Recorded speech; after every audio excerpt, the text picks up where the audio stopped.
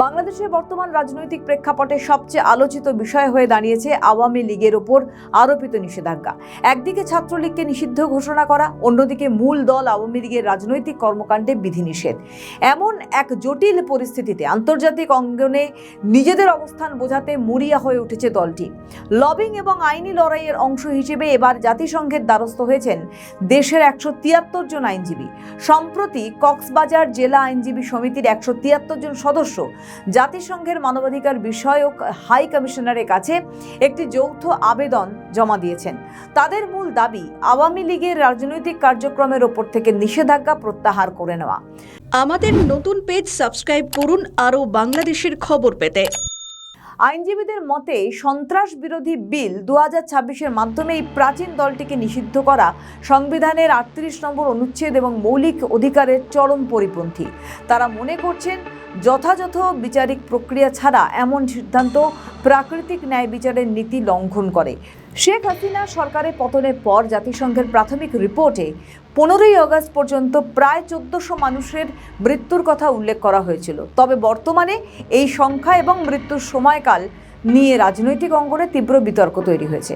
একদিকে ডক্টর ইউনূস সরকার যখন 840 জনের মতো শহীদ শনাক্ত করতে সক্ষম হয়েছে, তখন জামায়াতের আমিরের 1200 শহীদের বাড়ি পরিদর্শনের দাবি নিয়ে সংসদ উত্তপ্ত হয়েছে। 5ই আগস্ট থেকে 15ই আগস্টের মধ্যে ঘটে যাওয়া হত্যাকাণ্ডের দায় এবং সঠিক পরিসংখ্যান এখন রাজনৈতিক আলোচনার কেন্দ্রবিন্দু।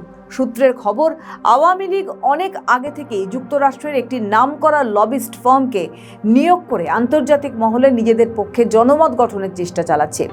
এর আগে ব্রিটিশ ও আমেরিকান আইনজীবী এবং কংগ্রেস সদস্যদের মাধ্যমে জাতিসংঘে চিঠি পাঠানো হয়েছিল। রাশিয়া, অস্ট্রেলিয়া এবং ভারতের পক্ষ থেকেও অন্তর্ভুক্তিমূলক রাজনীতির বিষয়ে পরোক্ষ চাপ রয়েছে বলেই বিশেষজ্ঞদের মত। তবে অধ্যাপক ইউনূস সরকারের জারি করা অধ্যাদেশ যখন বিএনপি শাসিত সংসদে বিল আকারে পাস হলো, তখন আওয়ামী লীগের ফেরার পথ আরও দীর্ঘায়িত হয়েছে বলে বিশ্লেষকরা মনে করছেন। সবচেয়ে চমকপ্রদ তথ্য উঠে আসছে ভারতীয় গণমাধ্যমগুলোতে। অনেকের ধারণা ছিল ভারত হয়তো আওয়ামী লীগকে পূর্ণ সমর্থন দেবে, কিন্তু সাম্প্রতিক কিছু রিপোর্টে দাবি করা হচ্ছে শেখ হাসিনা সরকারের পতনের পিছনে আমেরিকার কৌশলের সঙ্গে ভারতের এক ধরনের নীরব সম্মতি ছিল।